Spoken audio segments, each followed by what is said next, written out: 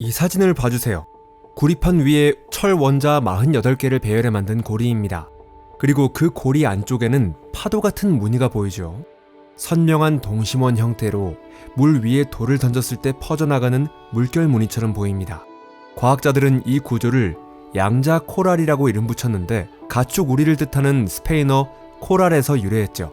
다만 여기서 말하는 가축은 전자이고 그 우리 역할을 하는 것은 철 원자입니다. 아마 그게 뭐가 대단한데? 라고 생각할 수도 있습니다. 이 정도라면 더 화려한 그림도 1분이면 그릴 수 있고 AI라면 훨씬 더 신기하고 재미있는 이미지도 만들 수 있잖아 라고 느낄지도 모르죠. 여러분 안녕하세요. 하지만 여기서 중요한 점이 있습니다. 이건 그림이 아닙니다. 사진입니다. 실제로 존재하는 것을 촬영한 사진이요. 게다가 놀랍게도 과학 상식으로 따지면 이 사진은 슈레딩거의 고양이를 촬영하는 것만큼이나 불가능하다고 여겨졌습니다.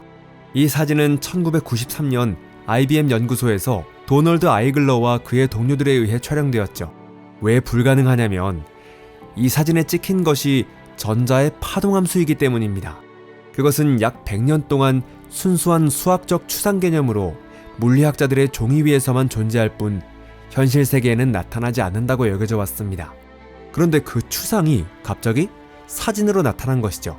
어떻게 그런 일이 가능했던 걸까요? 그리고 그것은 무엇을 의미하는 걸까요? 토픽에 오신 것을 환영합니다. 이번 영상에서는 아이글러가 실제로 무엇을 촬영했는지, 이후 과학자들이 어떻게 분자 속 전자 궤도의 형태까지 볼 수 있게 되었는지, 그리고 무엇보다 이 기술적 돌파구가 왜 1930년대에 이미 해결됐다고 여겨졌던 근본적인 질문을 다시 끄집어냈는지를 살펴볼게요. 바로 파동함수란 도대체 무엇인가라는 질문입니다. 단순히 확률을 계산하기 위한 도구일까요? 아니면 실제로 이 세계에 존재하는 것일까요? 먼저 말해두자면 아직도 명확한 답은 나오지 않았습니다. 그리고 바로 그 점이 가장 흥미로운 부분이기도 합니다. 그럼 시작해볼게요.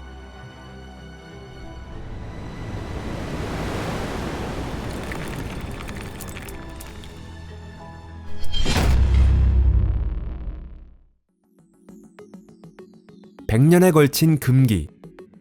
왜 아이글러의 사진이 이렇게까지 기묘한지 이해하려면 100년 전으로 거슬러 올라가야 합니다.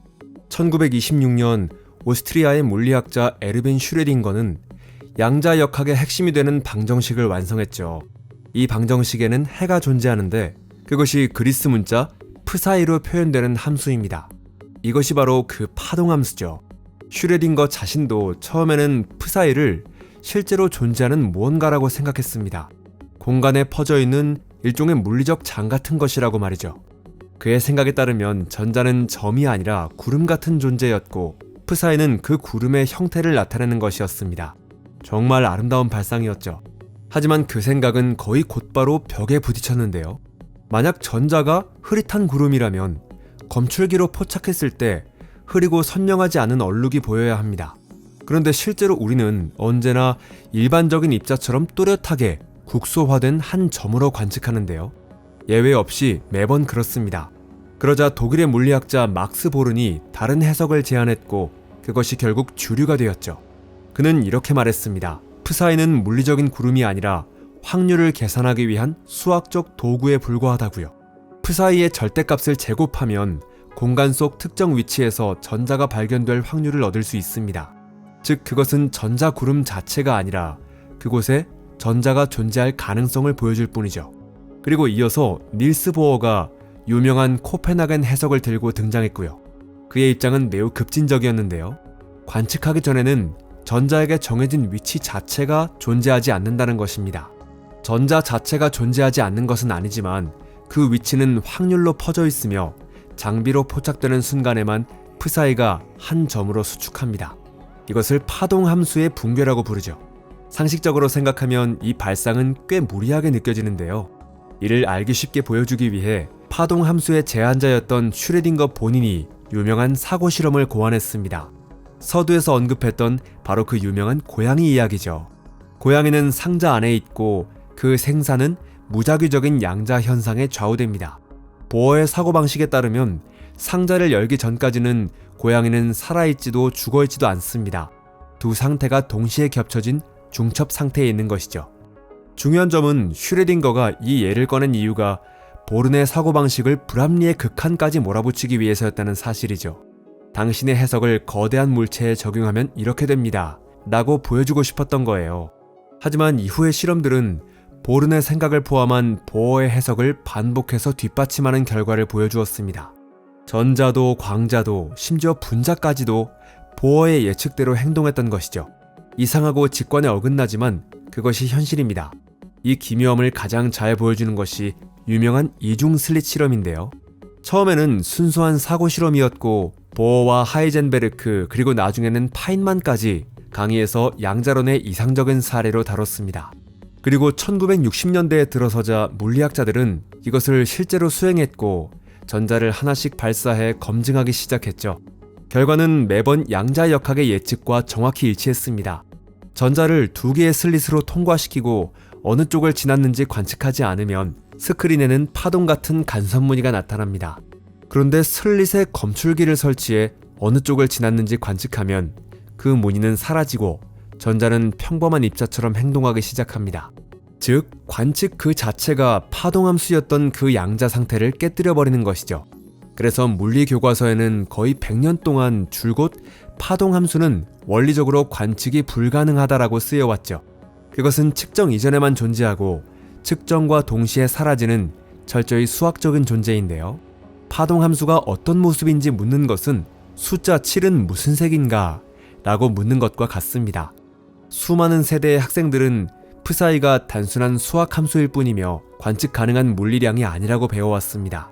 그리고 그 후 돈 아이글러는 직접 자신의 현미경을 집어들죠.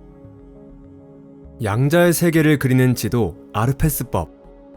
아이글러의 성과를 통해 파동함수, 정확히는 그 제곱은 역시 볼 수 있다는 사실이 분명해졌습니다. 하지만 코랄은 특수한 사례입니다. 매우 깨끗한 구리 표면, 정교하게 배열된 고리, 그리고 거의 2차원 전자가스처럼 행동하는 표면 전자라는 상당히 이상적인 조건이 갖춰져 있었죠.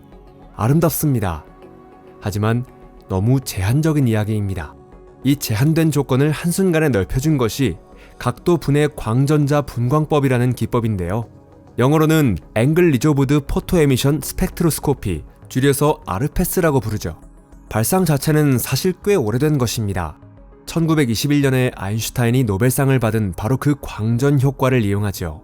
금속에 충분히 에너지가 높은 빛을 비추면 거기서 전자가 튀어나오는데요. 아르페스는 이 광전 효과를 마치 정밀한 측정기처럼 활용합니다. 시료에 세밀하게 조정한 자외선이나 연 X선을 비추면 물질에서 전자가 튀어나오고 주변에 배치된 검출기가 각각 전자의 에너지와 튀어나오는 각도를 측정합니다. 이 두 가지 파라미터와 에너지 보존 법칙, 운동량 보존 법칙을 이용하면 그 전자가 물질 안에서 어떤 양자 상태에 있었는지, 어떤 에너지와 운동량을 가졌는지, 또 어떻게 움직였는지를 매우 높은 정밀도로 재구성할 수 있습니다. 쉽게 말해 물질에서 대량의 전자를 꺼내 통계를 내면 아이글러의 경우처럼 흐릿한 확률 구름이 아니라 선명하고 자세한 지도를 얻을 수 있는 것이죠. 다만 아르페스에도 한계는 있는데요. 운동량 공간에서 전자가 어디에 존재하고 어떤 에너지를 가지는지는 매우 잘 알 수 있지만 실공간에서의 파동함수 형태, 즉 곡선이나 마디 같은 것을 직접 그려주는 것은 아닙니다. 무엇보다 아르페스 역시 아이글러의 현미경과 마찬가지로 파동함수의 제곱과 관련된 양에 대한 정보만 제공할 뿐입니다. 하지만 파동함수에는 또 하나의 측면이 있습니다. 바로 위상인데 이것은 오랫동안 절대로 측정할 수 없는 것이라고 여겨져 왔습니다. 그래도 물리학자들은 포기하지 않았습니다. 대발견? 아니면 아까 이야기했던 선풍기로 다시 돌아가 볼게요. 왜 하필 선풍기냐면 아이글러의 코랄 사진에 찍혀있는 것은 파동함수 절대값의 제곱에 대응하는 전자 밀도이기 때문입니다. 그것은 회전하는 날개가 흐릿하게 원처럼 보이는 것과 같은 원리인데요. 거기서 우리는 전자가 어디에 나타나기 쉬운지, 어디에는 잘 나타나지 않는지를 알 수 있습니다. 그것만으로도 사실 대단한 일인데요. 다만 이것은 어디까지나 이야기의 절반에 불과하죠. 여기서 비유를 조금 더 확장해 볼게요. 선풍기 날개에 작은 LED 조명이 달려있고 그것이 원 둘레의 위치마다 다른 타이밍으로 깜빡인다고 상상해 보세요. 어떤 위치에서는 밝게 빛나고 다른 위치에서는 약하게 빛나며 또 다른 곳에서는 아예 켜지지 않는 상태입니다. 즉, 원 위의 각 지점에는 흐릿한 사진에서 보이는 밝기와 함께 각각 고유한 전멸 타이밍, 말하자면 위상도 존재하는 것인데요. 파동 함수도 정확히 같은 방식으로 작동합니다. 여기에는 두 가지 요소가 있죠. 하나는 진폭으로 그 지점에 전자가 얼마나 나타나기 쉬운지를 보여줍니다. 또 하나는 위상으로 방금 말한 전멸 타이밍과 비슷한 개념이죠. 수학적으로는 이것을 복소수로 표현합니다. 하지만 개념은 같습니다. 공간 속 각 지점에는 하나가 아니라 두 개의 값이 대응된다는 뜻이죠. 여기서 중요한 포인트가 있습니다.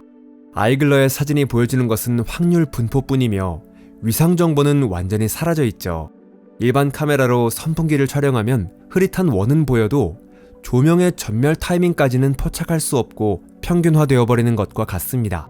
하지만 바로 이 위상이 매우 중요한데요. 위상이 없다면 이중 슬릿 실험은 성립하지 않습니다.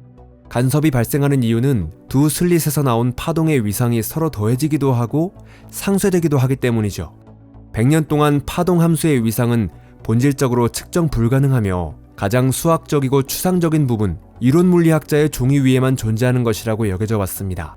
그런데 2009년 오스트리아 그라츠에서 페터 푸슈니크와 그의 동료들이 위상을 재구성할 수 있음을 보여주는 논문을 발표합니다.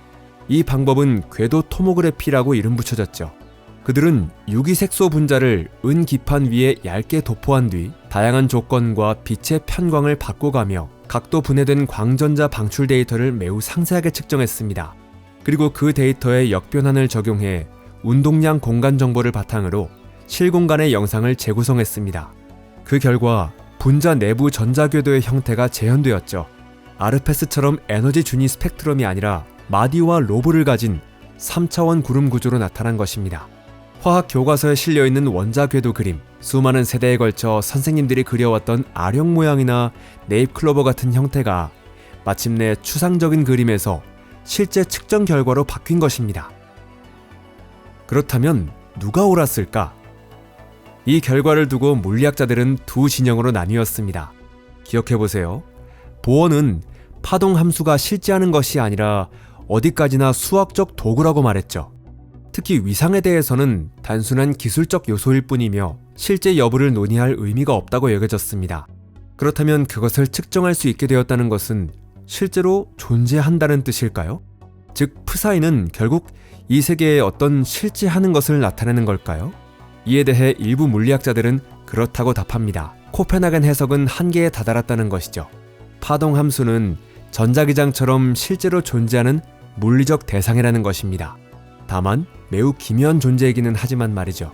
반면 다른 그룹은 성급하게 결론 내리지 말라고 반박합니다. 궤도 토모그래피가 측정하는 것은 단 하나의 전자 파동 함수가 아니라 수백만 번의 측정을 통해 재구성한 결과이기 때문입니다. 즉, 여전히 통계적 방법이며 위상 이미지를 얻었다고 해서 그것이 개별 전자의 고유한 성질로 존재한다는 뜻은 아닙니다. 쉽게 말해 사람들이 줄지어 서서 우리는 민주주의를 지지한다라는 글자를 만들었다고 해도 그것이 민주주의라는 개념이 각 개인 안에 내재되어 있다는 뜻은 아니잖아요. 이 논쟁은 아직 결론 나지 않았습니다. 본질적으로는 1930년대에 보어와 아인슈타인이 벌였던 것과 같은 논쟁입니다. 다만 지금은 양쪽 모두 실험 데이터를 손에 쥐고 있죠. 여기서 한번 정리해 볼게요. 아이글러와 동료들은 파동 함수의 제곱, 즉 전자밀도를 직접 관측할 수 있다는 사실을 보여주었습니다. 아르페스는 그래핀이나 초전도체, 위상절연체 같은 실제 물질 속 양자 상태를 지도처럼 그려내는 것을 가능하게 만들었고요. 그리고 궤도 토모그래피는 정의상 순수하게 수학적인 것이라고 여겨졌던 파동 함수의 한 부분, 바로 위상에까지 도달했습니다. 이 성과들은 모두 물리학이 붕괴했다라고 이야기할 수도 있었을 겁니다. 하지만 그렇지 않습니다. 양자역학은 무너지지 않았습니다.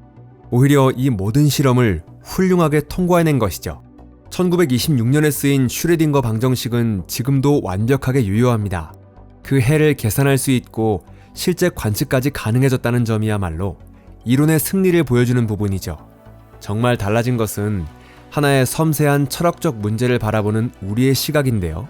아인슈타인과 보어가 약 20년에 걸쳐 답을 내리지 못했던 질문, 바로 파동함수란 무엇인가라는 문제입니다. 그것은 물리학자의 머릿속에 있는 확률 장부일까요? 아니면 자기장처럼 실제로 존재하는 물리적 대상일까요? 100년 전에는 보어가 이겼고 푸사이는 수학이다라고 여겨졌습니다. 하지만 지금은 아이글러의 실험과 아르페스, 그리고 궤도 토모그래피의 성과를 계기로 많은 물리학자들이 슈레딩거의 입장, 즉 파동함수는 실제 한다는 생각으로 다시 돌아가고 있습니다. 솔직히 말하면 답은 아직 나오지 않았습니다. 이것은 물리학이 철학과 맞부딪히는 문제라고도 할 수 있죠.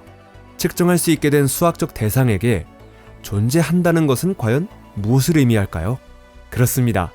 이런 질문에 대한 답은 물리학자들 뿐 아니라 과학 철학자들도 함께 찾고 있습니다. 이론가들이 논쟁을 이어가는 동안에도 실험가들은 연구를 앞으로 밀고 나가고 있죠. 양적 컴퓨터와 초고정밀 센서, 의학화학, 태양광 발전 같은 분야가 발전하고 있는 이유는 예전에는 볼 수 없었던 것을 이제 우리가 볼 수 있게 되었기 때문입니다.